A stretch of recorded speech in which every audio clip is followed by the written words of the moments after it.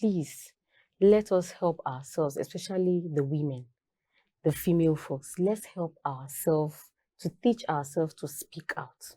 If our ladies are not walking half naked, you present yourself, you present yourself, and when the prayer comes, what he would. So let's curtail this thing right from the roots. From back then in the house, in our houses, everything has time. When your time comes, you come, you shine, you fade off. Another person comes in. If we really have this understanding that everything we do has a time frame and have space and there's a timing to it, we won't have this. It's prominent that veterans ask those upcoming for sexual and advancement. Do you understand? It happens. It has even happened to me. It happens.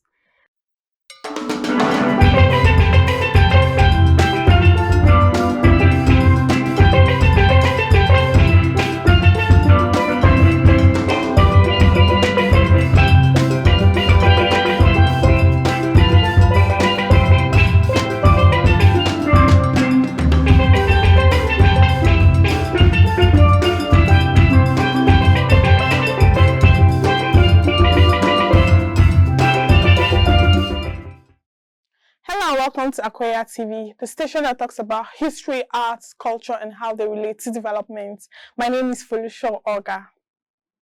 The Nigerian entertainment sector, particularly music and film, is highly competitive, with aspiring artists often relying on an industry gatekeepers for career advancement.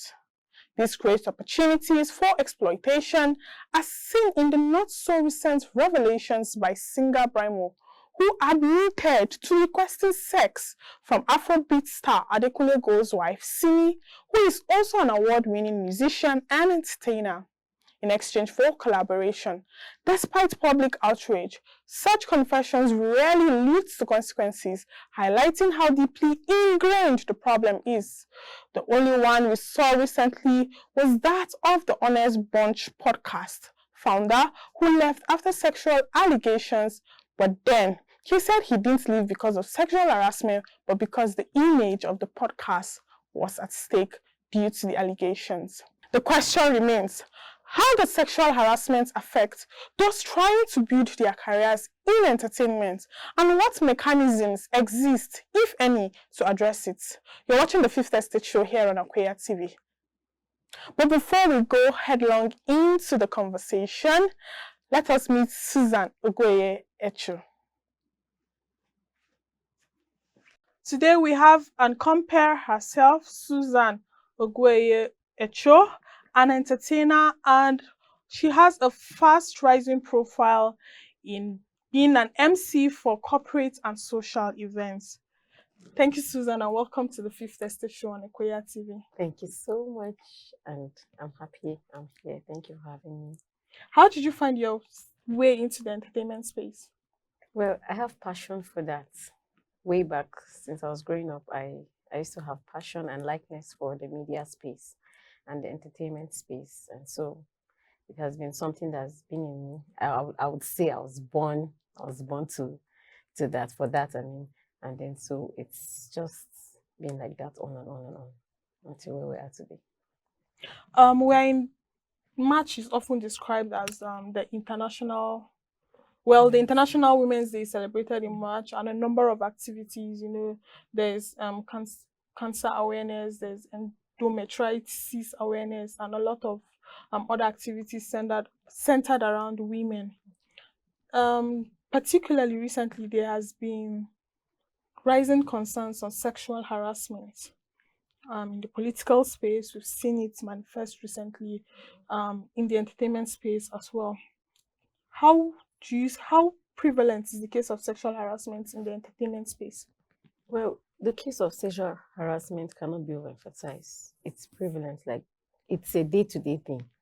It's a day-to-day thing, and it's really alarming. And then it's something that, for me personally, I just see that because of the way our country is now, it's like it has come to stay.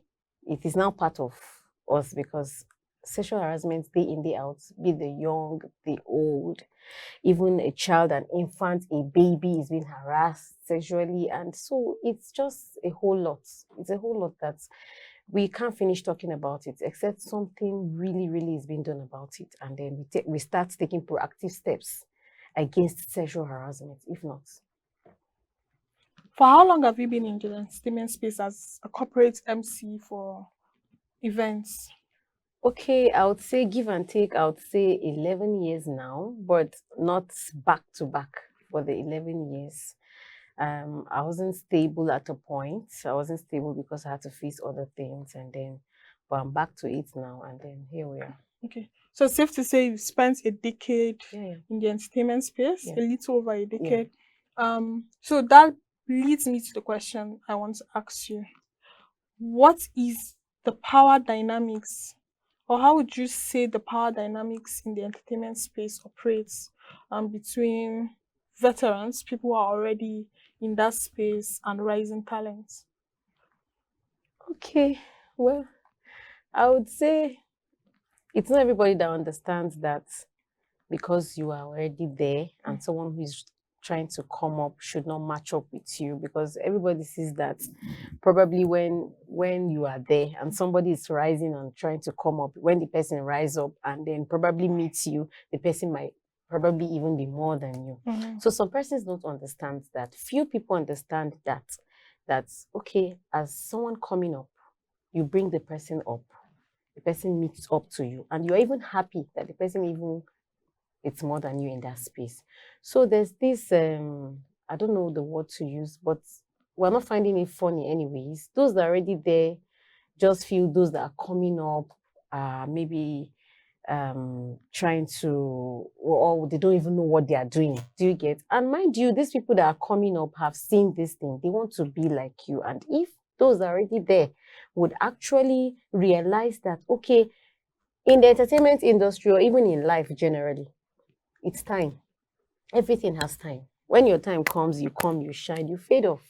Another person comes in. If we really have this understanding that everything we do has a time frame and have space and there's a timing to it, we won't have this.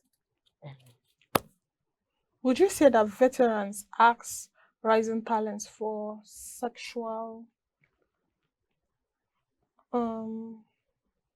you understand, sexual, like, are there cases of veterans asking rising talents for? Yes, I would say there are, and there are a lot of cases. It's prominent that veterans ask those upcoming for sexual and advancement. Do you understand? It happens. It has even happened to me. It happens. So What was your reaction? How did you manage the situation? I actually felt bad. I felt really bad, and I felt they wanted to take advantage of me. So it's really bad. And for me, I wasn't silent about it. I spoke about it. I wasn't silent about it. And the person involved in question was embarrassed and felt even bad for doing that to me, because he wanted to take advantage of me for to put me in line, to put me on track. Do you get? And so many other persons don't know what to do. Like for me, I knew what to do, and I actually came out and said it, and I faced him. I faced my fears because he wanted to take advantage of me. Did that affect your career at that particular time? It didn't at all. It didn't, because I knew what I wanted. So it didn't. So that leads me to my next question. Okay. There's a rising culture of silence, as we see, or public backlash, so to say, especially, for instance, to the case of the Senate President and Senator Natasha. Don't you think that not everybody is going to be able to speak up, and that is going to continue to, or the fear of the backlash they're going to receive from the public is going to continue to, better push, I don't want to use the word better push, but it's going to continue to fuel the cases of sexual harassment that we have. So for people who are not confident like you, the culture of silence continue to surround these issues. How does this culture of silence and fear prevent victims from speaking up? Okay. Now, this will lead me also to say this before I answer your question, that please, let us help ourselves, especially the women, the female folks. Let's help ourselves to teach ourselves to speak out. I must say I'm proud of Senator Natasha. She did well. I don't care about the backlash. The backlash is just mere noise. But for somebody of like Senator Natasha to come up and do such a thing, do you think she will not be so careful about her beauty, about tarnishing her image, Her and of career. course her career? And then, like, she's married. If it was a single lady that was doing this, I would. But she's also married. And then she had to do that because this silence has cost so many women and so many folks a whole lot. And it has made them so timid. It has made them realize that they can't reach their potentials. They can't come out as Amazons that they are. So it has limited so many people. Once they face this, you see them, they just go back to their shell. They are no longer who they think they should or would want to be. But for somebody like Senator Natasha, I must say I'm proud of her and I'm standing with her. Come rain, come shine. I'm standing with her. She did the right thing because it's prevalent. It's so much and it's affecting us, the women, most especially, in every sector, in every aspect of life. What measures can we put in place to make sure that people who perpetrate these social injustices are held accountable for their actions? Well, they should be brought to book. They should be brought to book, and so many measures should be taken. If they are having any position, they should be relieved of such position. In fact, if it means locking them up, lock them up so that others will learn. By the time you leave these perpetrators and they keep walking up and down freely and keep doing what they are doing, you won't see any change. So what you do is ensure that there's a punishment that they should undergo, and there should be consequences for their actions. If there are consequences and measures put in place, I tell you, the issue of this sexual harassment will be curtailed. But it's because in the country, in Nigeria today, everybody come, you do your thing and you go, and then maybe they talk 1, 2, 3 months, they'll forget about everything and that's all. So it's really something else. So, usually in the case of sexual harassment, there's this element which is victim blaming. You know, why did she dress like that? Where was she at that particular time? And all of that. How do we as a society address victim blaming? How do we put a stop to it? Because I feel like it continues to contribute to the persistent cases of sexual harassment we have. That a person left their doors open doesn't mean you should break in and steal. Exactly. So how do we put an end to that? Okay, well, we'll start from the house. Sincerely speaking, it has like this sexual harassment, like how you are dressed. You know, they say how you dress, you be addressed the way you dress. And I had this scenario like few months ago. I was coming back from work, and then we're standing by the roadside waiting, of course, waiting to get into a vehicle. And then there was a lady standing beside me. She dressed like, I don't know how to use it. She was almost half naked. And me, I was there standing well dressed, all covered up. But when the vehicle came, it was a Jeep. When the vehicle came, picked her and was almost leaving. But then I don't know what happened. He came back again. He reversed back and said, "Ma, where are you going?" And I told him where I was going. And he said, "Okay, I should join them." He told me he was not going that direction, but he would drop me close to where I could get a vehicle that would lead me to my roof. I said, "No problem," and I joined them. And so while we were going, the lady was to highlight before me. And then when she was coming down, the young man who was driving asked of her number. And he said, "Can we be friends?" And the lady said, "We're not enemies." He now said, "I know we're not enemies, but can we be friends?" And she said, "Okay." And they exchanged numbers. Could you believe that when she highlighted, when we were going, could you believe this young man now addressed me as Mama? And I was wondering why he said Mama. Do I look married? Did he say I was married? Okay, why did he say Mama? And the next thing was, "Mama, you see this or this? This one's not the one they use." Now, I'm quoting him like word to word now. Like, now the ones where would they use gun body for weekend with this? And it was actually weekend. And then I was asking him why. We got into conversation and I was asking him why. He said, "You know, see how she dressed. Me, I know, see these ones now. These ones where you just use gun body, use while away time for one corner like that." And I said, "Okay, so why did you do that to me?" And I said, "No, you know, see you. I know the fear face." Do you get? So imagine scenarios like this. If our ladies are not walking half naked, You present yourself, you present yourself, and when the prey comes, what he would. So let's curtail this thing right from the roots. From back then in the house, in our houses, the kids growing up, please let's curtail them. Let's tell them the way to dress. When you dress and come out responsible and reasonable, nobody will harass you sexually. And even if they would, there will be a limit to. Nobody will do it like make you look and more low, like I don't, So let's just try and curtail this. But in the aspect. case with Senator Natasha, definitely, I mean, you see how she dresses to the Senate, to the Red Chamber. We wouldn't say it's a case of the way she dresses. She's usually most of the times in Well covered. Yeah, she's well covered. So what do we make of such situations? Well, for such situations, like I would say, I think they know what they are doing there. I think for them, they know what they are doing there because this is not the first case. And I'm not sure it's going to be the last case. So they know what they are doing there. But I know that when it comes to sexual harassment, the issue of how you present yourself, especially your dressing, it starts from there. It starts from there.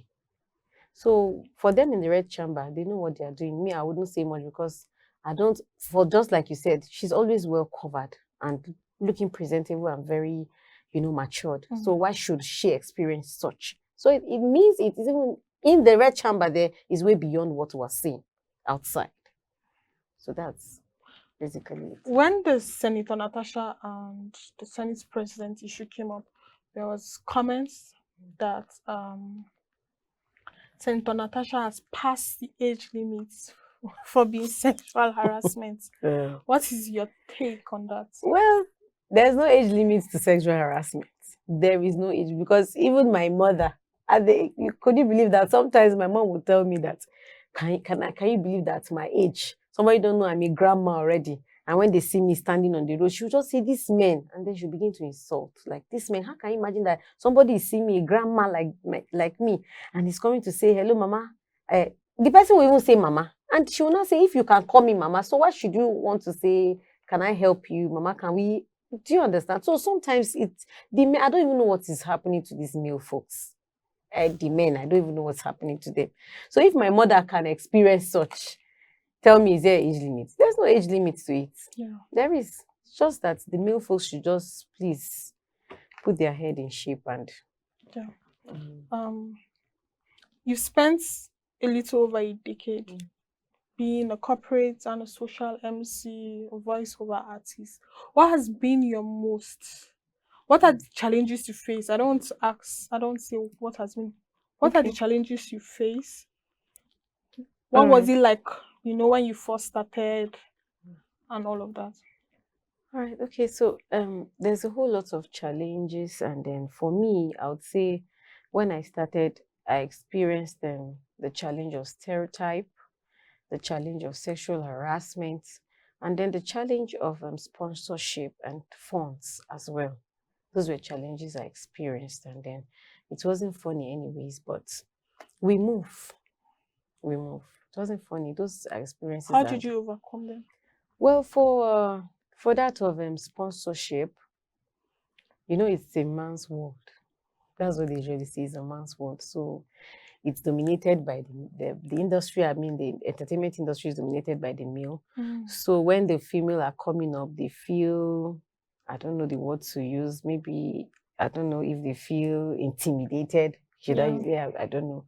But then for me, there was no sponsorship. And of course, when you try getting a sponsor to sponsor you, to put you on the limelight, to make the world see that you have something in you that you can do, the issue of sexual harassment comes in. You have to fight that.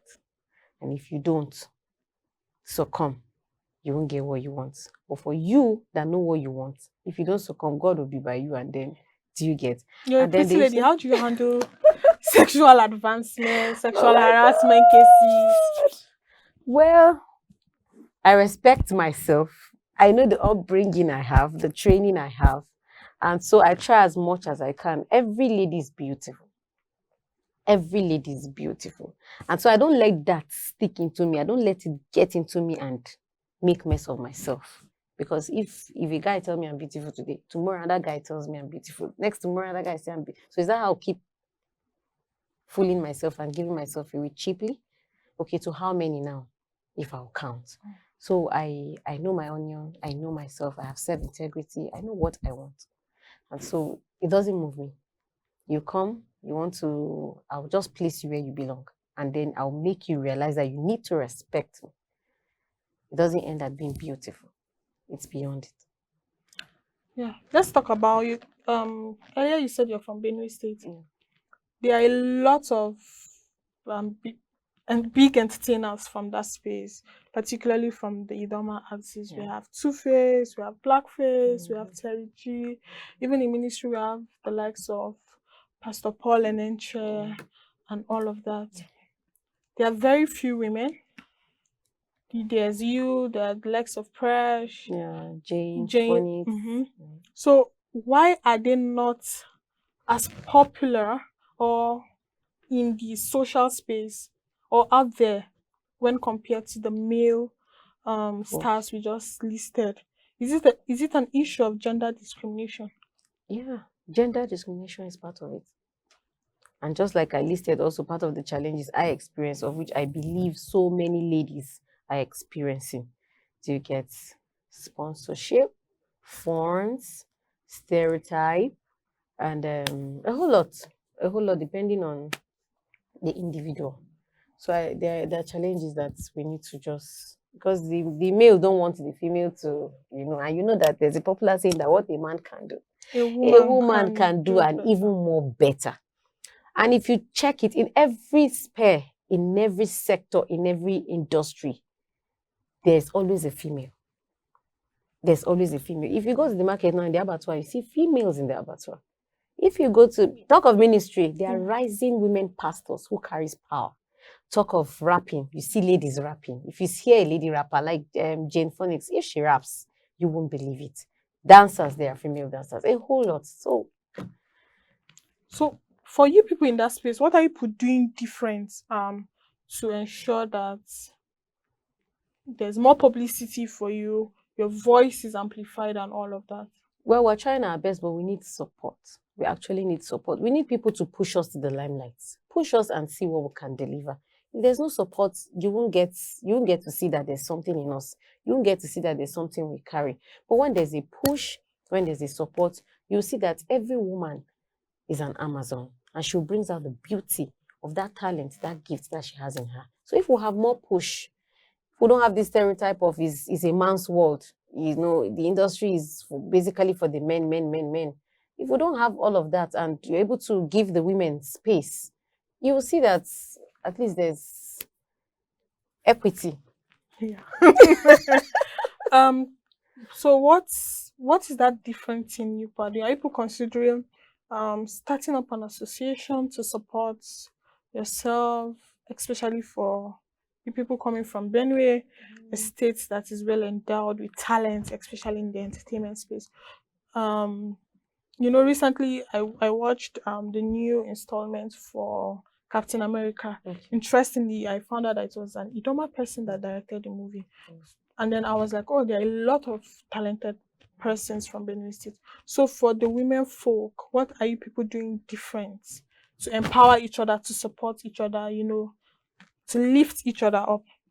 Okay, anyway, in our different sphere of life, in our different space, we're trying to see how everybody can push themselves up individually.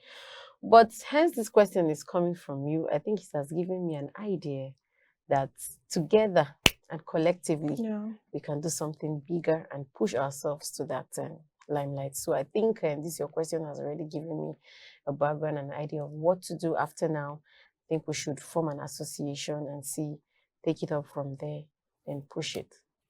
What's your advice for any young girl who wants to be an entertainer and a female MC? A female MC. First of all, you have to have passion for it, because a point will come where you think it's just about talking, think it's about acting. It's far beyond. It's not about it. Because sometimes you will see that, okay, you have started, people are liking you, you're doing well, people are praising you, and then first, second, and then for a time you see that everything just go. You just discover that. And this thing has to do with when you're doing back to back. back to back, you improve on it.